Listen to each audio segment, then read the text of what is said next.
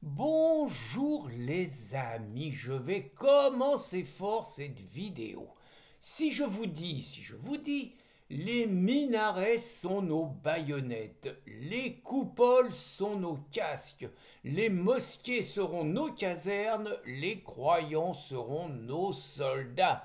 Si je vous dis ça, vous allez dire c'est encore les islamophobes qui ont inventé cette phrase pour discréditer la religion d'amour, de tolérance et de paix. Je fais un signalement à SOS Racisme ou à la LICRA. Bah oui, mais cette phrase-là, historique, c'est Recep Erdogan, l'actuel président de la République turque, qui l'a prononcé en 1998, ce qui lui a d'ailleurs valu à l'époque quelques soucis judiciaires. Je crois qu'il avait fait quelques mois de prison à cause de cette phrase qui a été considérée comme une incitation à la haine et une rupture avec les principes laïques. C'est qu'à l'époque, c'était encore les préceptes d'Atatürk qui prévalaient en Turquie. Atatürk qui, je le rappelle, a tenu sur le prophète des propos qui, en France, répétés de la même façon, nous voudraient la 17e chambre. Alors vous allez me dire,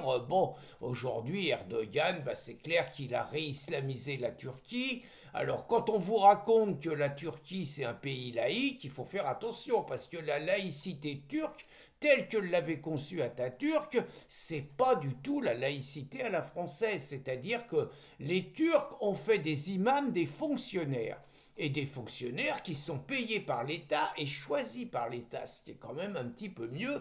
Et donc en Turquie, vous avez 130 000 imams qui sont donc sous le contrôle d'un zozo qui s'appelle Ali Erbas.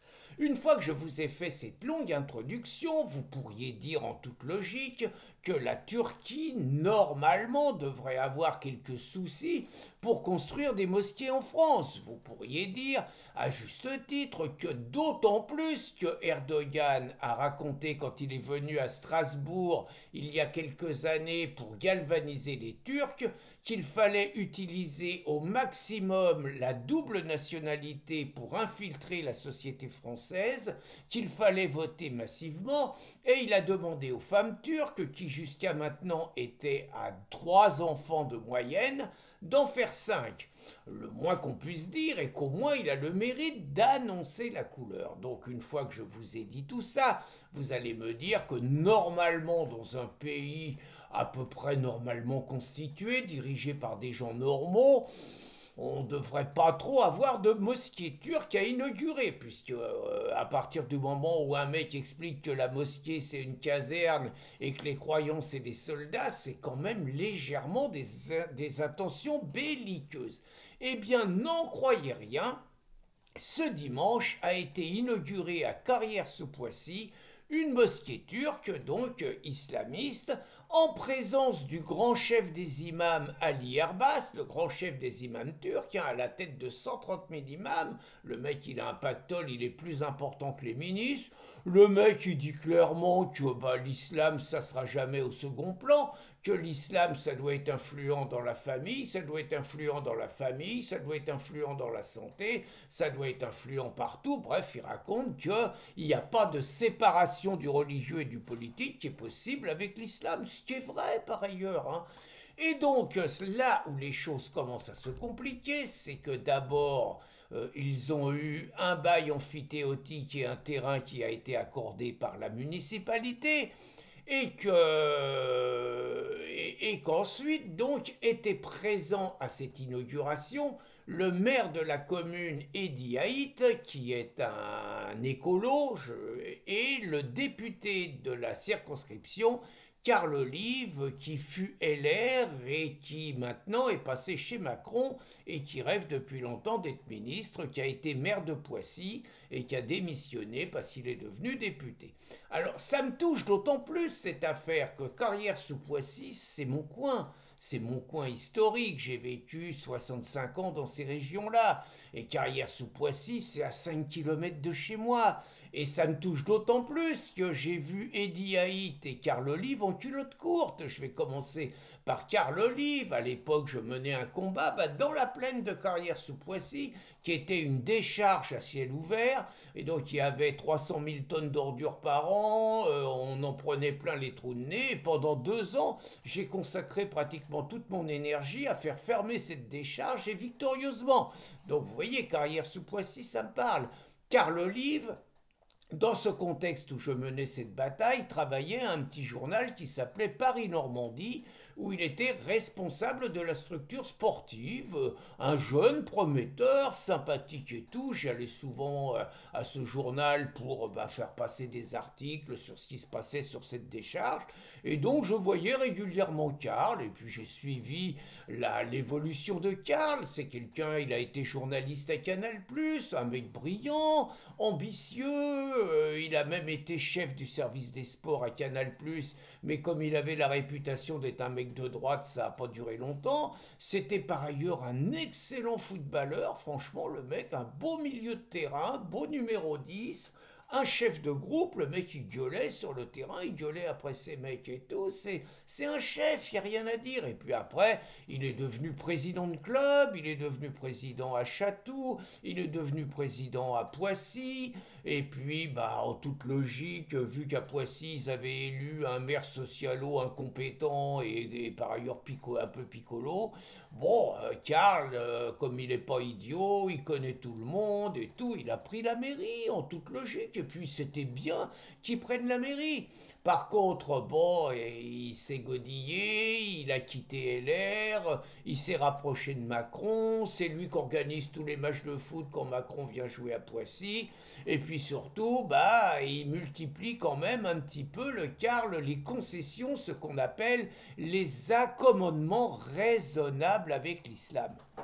Et puis j'ai connu Eddie Haït aussi. Alors Eddie Haït, petit rouquin, je le voyais, il avait 23, 25 ans, il venait à toutes les réunions que j'organisais, il se construisait son petit réseau, bien, il faisait le boulot. Et puis comme il a oublié d'être idiot, et normalement il aurait dû être au PS, mais au PS, il y avait trop de concurrence, donc il s'est collé comme on appelle ça, secrétaire départemental des radicaux de gauche. Ça tombe bien parce que c'est une coquille vide, il n'y a rien, mais vous avez un titre, et quand les états-majors nationaux discutent les postes, vous êtes secrétaire départemental, vous avez des postes, par exemple, pour finir à la région Île-de-France.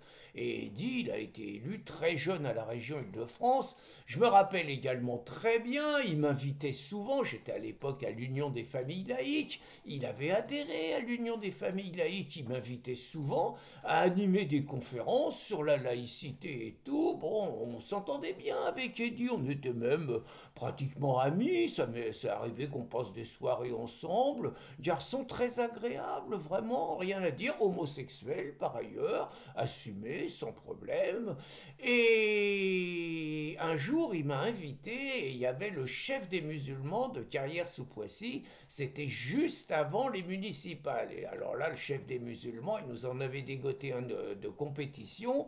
En gros, le mec, il commence à nous dire que on doit couvrir nos femmes, et que si nos femmes sont pas voilées et tout, elles sont impures, elles sont indécentes et tout. Et il commence à nous dire que lui, il serre jamais la main d'une femme, et que nos coutumes de s'embrasser entre hommes et femmes si on n'est pas marié, c'est des coutumes de dégénérés, et que lui, il n'est pas question de ça. Bon, évidemment, j'en ai fait du petit bois, quoi, dans la discussion.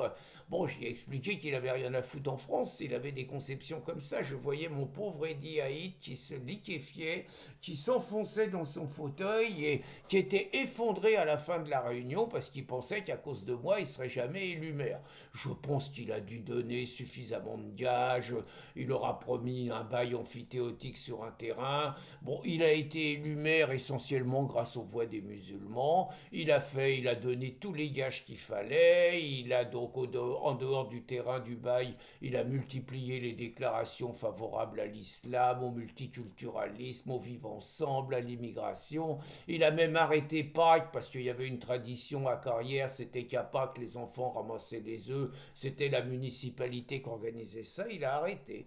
Donc la question c'est, je les ai vus arriver en culotte courte, ces gars-là, ils ont fait une carrière, et dit, alors lui il était fait pour ça, hein. À 25 ans on comprenait qu'il travaillerait jamais. Normalement il avait un petit refuge à la SNCF où il s'était fait embaucher dans les bureaux, tout ça, avec mise en disponibilité, il perd une élection, il revient, mais bon, le mec, il est fait pour faire de la politique. Je sais pas, il a pas suivi les bonnes filières, parce que quand on voit les macronistes, très franchement, il est meilleur qu'eux, quoi. Plus malin, franchement, c'est un malin. Donc, une fois qu'on a dit tout ça, ces deux garçons, donc, que j'ai connus gamins, se retrouvent aujourd'hui avec des hautes responsabilités, car le livre, il sera ministre un jour, hein, c'est probable. Et ces gars, Eddie aussi, c'est possible, hein.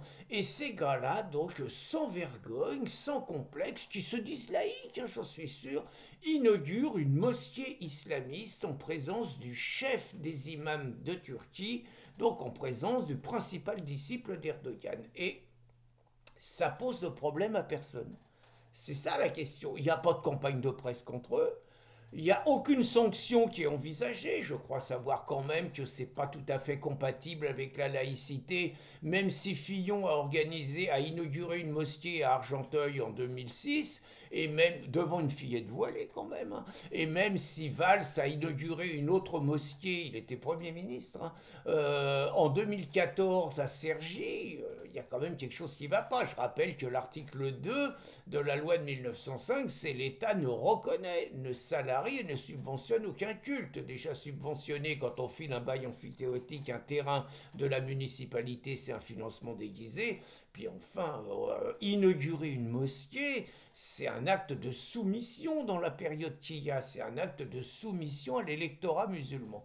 Alors après, vous allez me dire, ouais, mais t'es bien gentil, mais attends, s'ils veulent être élus, les mecs, ils ont besoin des voix des musulmans, avec ton truc, ils seront jamais élus. Bah oui, mais je retourne le truc. Ça veut dire que quelque part, pour être élus, ils sont prêts à toutes les soumissions, ils sont prêts à toutes les capitulations, ils sont prêts à tous les reniements, ils sont prêts à toutes les trahisons. Et dans ce cas-là, mis à part leur carrière, à quoi ils servent? Ce sont des ennemis dans ce cas-là.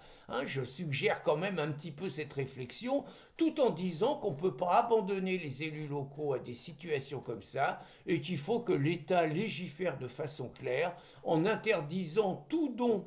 Normalement, il y a déjà la loi, mais en virant, en suspendant tout élu qui est surpris à filer un bail amphithéotique et des financements déguisés, et naturellement en interdisant absolument la présence d'élus à l'inauguration de mosquées. Moi, j'irai plus loin et j'approfondirai le débat en disant est-ce que c'est encore à l'ère du temps et pertinent de construire des mosquées en France et donc de les inaugurer, mais on rentrerait dans un autre débat et je voulais simplement en rester à ce témoignage donc où je vois deux gosses que j'ai connus, que j'ai vus jeunes, qui ridiculisent la France, qui quelque part ont une attitude de soumission, tout ça pour sauver leur poste, et je trouve ça absolument pathétique, lamentable et pitoyable.